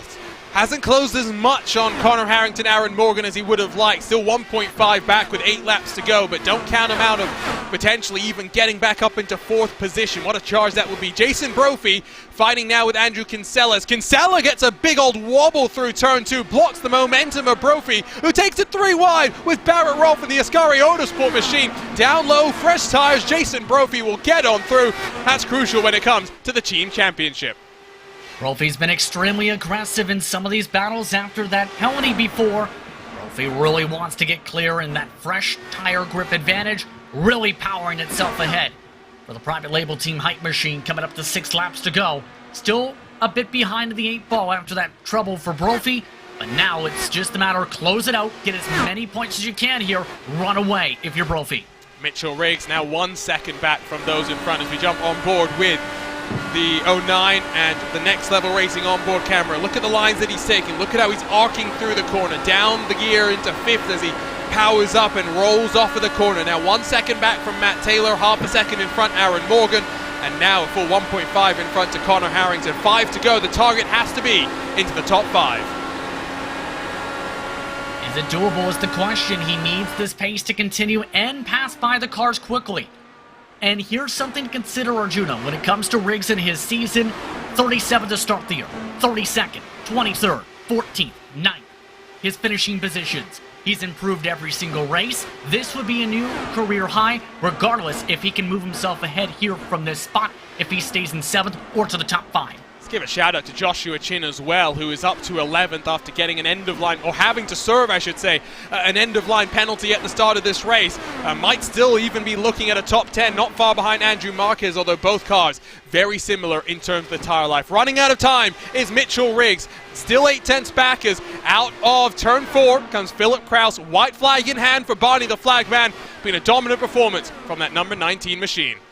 That'll be next time around, of course, Arjuna, as well as Barney gets ready to wave that.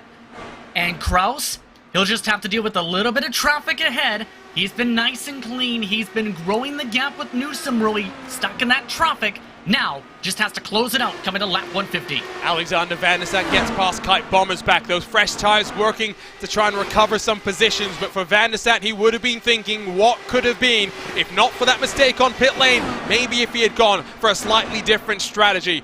The inaugural trip for the Lionheart Racing Series to the Music City has been an eventful one.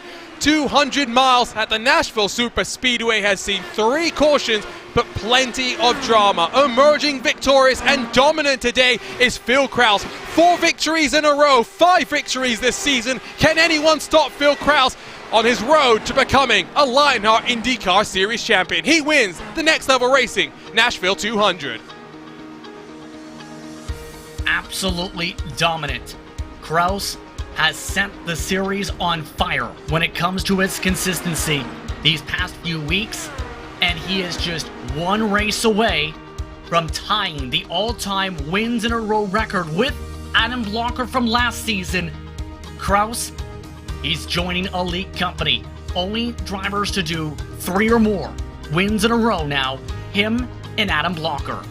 Championship gap will be extended. We'll have a different driver in 2nd place as well by virtue of both Van der Sat and Blocker's struggles throughout the course of this inaugural trip to the Music City. Phil Kraus is becoming a regular in HyperX victory lane. He gets ready to burn it down at the Nashville SuperSpeedway.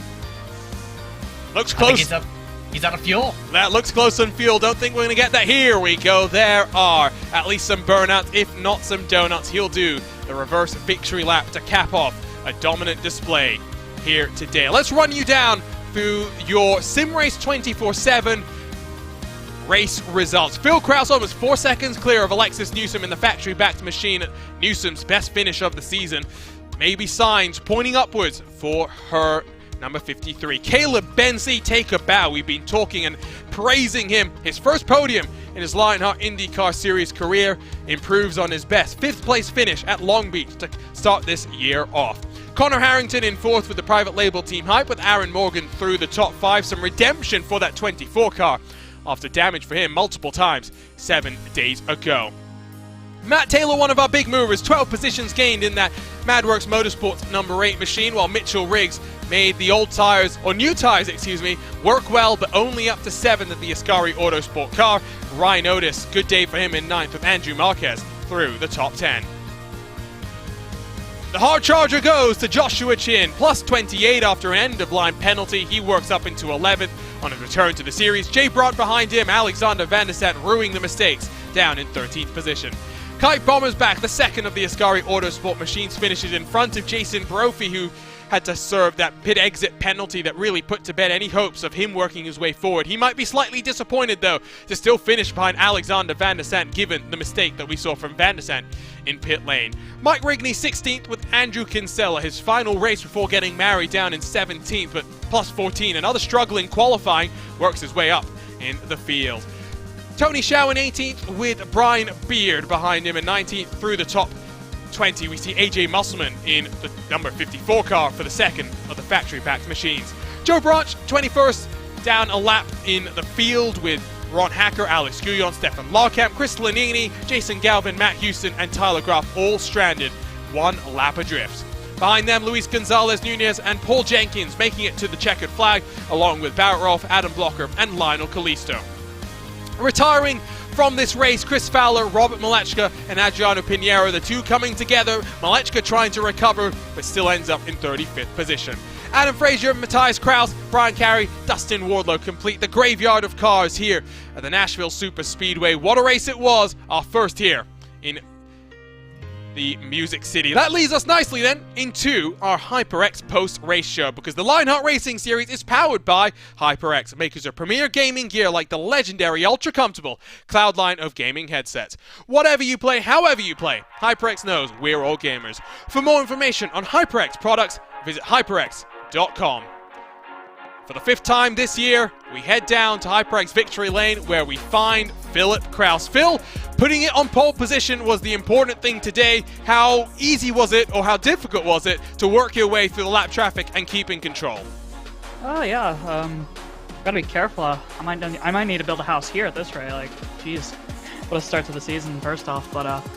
But yeah, it was mostly managing fuel number, managing gap, and it was pretty straightforward most of that race. There was a really messy yellow where the sim wasn't waving by lap cars, and that honestly, that really saved my fuel number, because without that in the lead, I wasn't gonna be able to make it to the end on fuel. I was gonna have to make an extra stop or just let Alexis by. But yeah, it was another really good race for our private label team Hyperx car, and yeah, I just wish it was a little bit hotter, because it looked like that last yellow where a lot of people split strategy in pit, they just couldn't make any ground.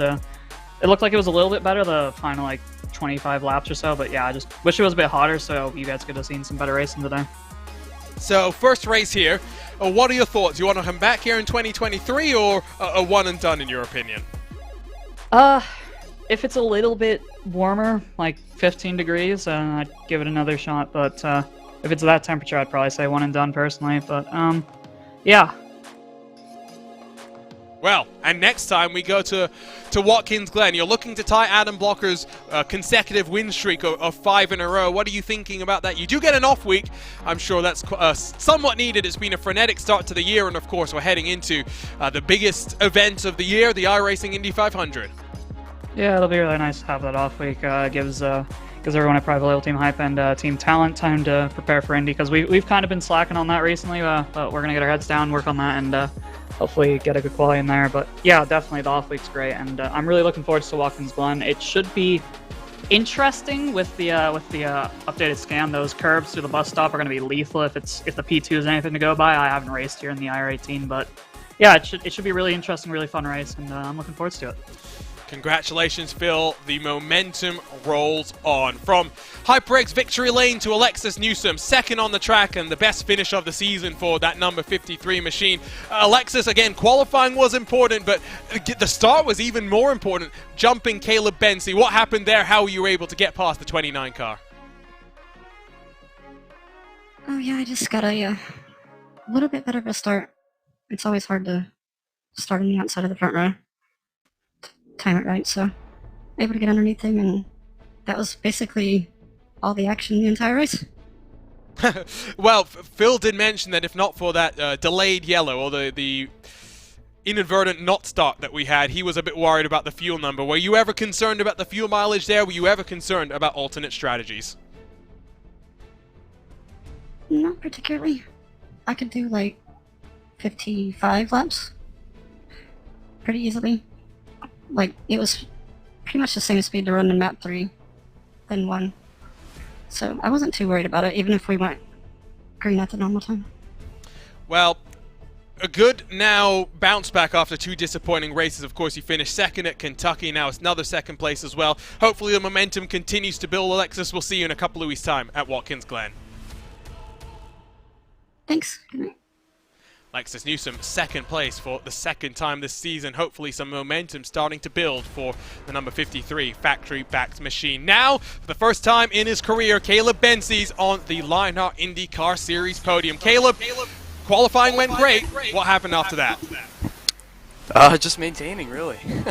Yeah, it's really tough out there with the dirty air and just the way the track's kind of, the surface and all that. So I was just trying to maintain position.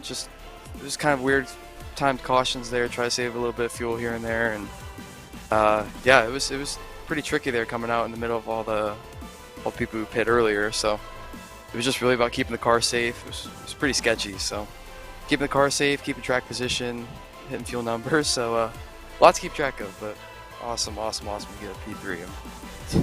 Wasn't really expecting that coming in, so really happy with that. It's been a good start to the season, Caleb. I mean, inside of the top 15 in all of the races leading up to this one, 5th at Long Beach, 7th at Pocono, that double points race. You must be pretty delighted with how the step up to the IndyCar Series has been going for you. Yeah, for sure. I mean, didn't have a ton of expectations coming in here. Just, race by race, not really looking at any big championship, top 10. Like, just really wanted to come in, just perform well at certain tracks you feel comfortable with. But overall, yeah, this is definitely, honestly exceeded some expectations, which is pretty cool. So, yeah, just hoping to keep the momentum going, and it's obviously a very, very long season. So, in terms of debut rookie, I guess really couldn't ask for too much more. So, just really want to try to keep it up if I can. Yeah, the difficulty when it comes to the Rookie of the Year championship is, of course, Phil Krause is classified as a rookie, so it does make things a little bit difficult there. Talk to us, though, about, stepping up from Speedway. This is a series where you have to master so many different types of tracks, whether it's ovals, road courses, and the sub-disciplines amongst the two of them as well. Where do you feel most comfortable? Where do you expect to see the most improvement over the course of the year?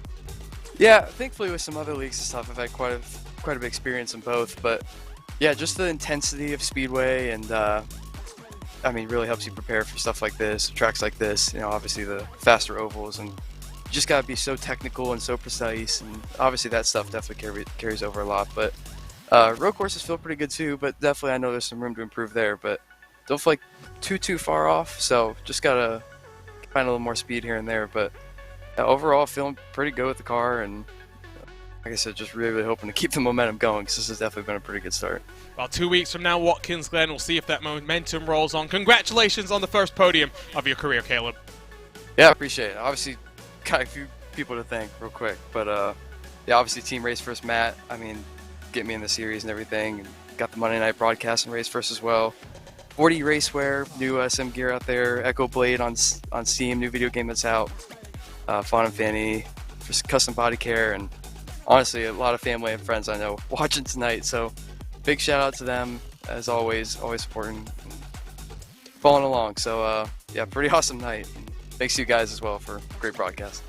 Caleb Bensie rounds out our podium interviews in our first trip to the Nashville SuperSpeedway. I think the one thing that I'm seeing in the paddock right now is some frustration. I think Phil mentioned it, Justin, the cooler weather conditions that we saw made it a little bit more difficult for worn tires to slow the car down and to allow those alternate strategies to be an effective tool. But still, it was a fun, challenging race, and that's what we do like about the diversity of IndyCar racing, American open wheel racing, is that diversity.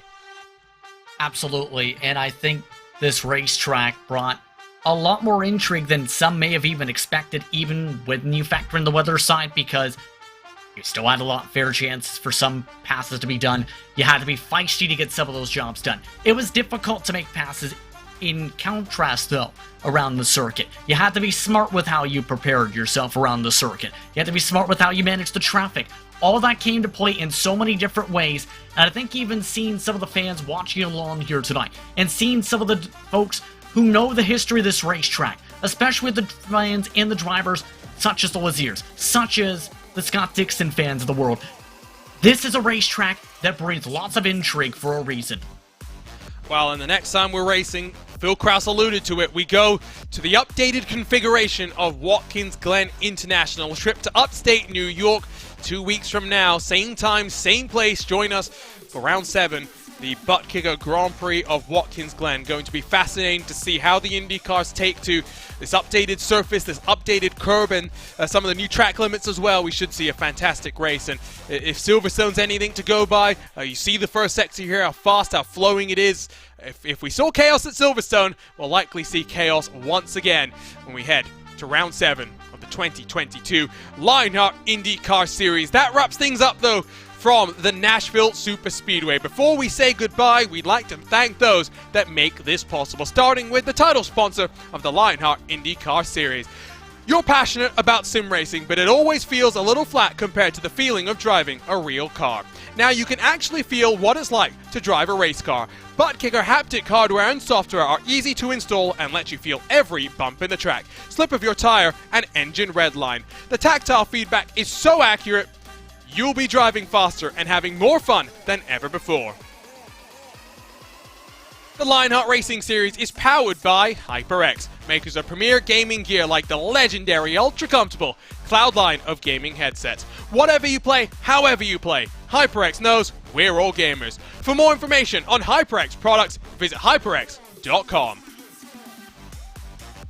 Next Level Racing is an industry-leading cockpit and motion simulator manufacturer devoted to creating the most immersive experience possible for the global sim racing community. Take your racing to the next level and visit www.nextlevelracing.com.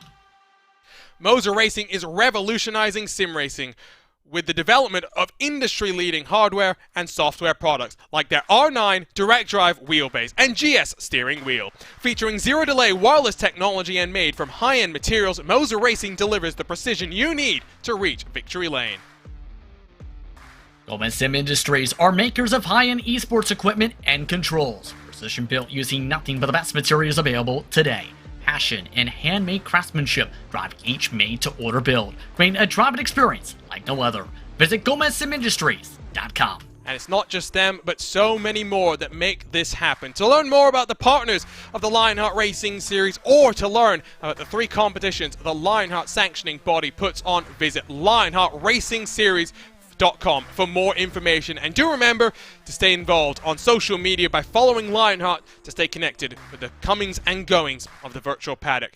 Next time we're racing, it will be at Watkins Glen International. 2 weeks from now, May 18th, 10:05 p.m. Eastern, 7:05 p.m. Pacific. Join us for the ButtKicker Grand Prix of Watkins Glen. Next time Lionheart is in action, though, is much, much sooner. 9th of May, the Speedway Series returns for round 6 as it heads to the HyperX 200 at Kentucky. For now, though, we bid you farewell. Can anyone stop Phil Krause? He's on a roll. He's got the groove. He's in the pocket. He's shredded down here at the Nashville SuperSpeedway. He's now 4 wins in a row, by far the man to beat in the 2022 Lionheart IndyCar Series. On behalf of the entire team at racespottv, though, for my co-commentator Justin Prince, my name is Arjuna Kankipati, signing off from the Music City. We've had a ball, but next time we go racing, it will be at the cool and fast and flowing Watkins Glen International. We'll see you soon. Enjoy the rest of your racing week.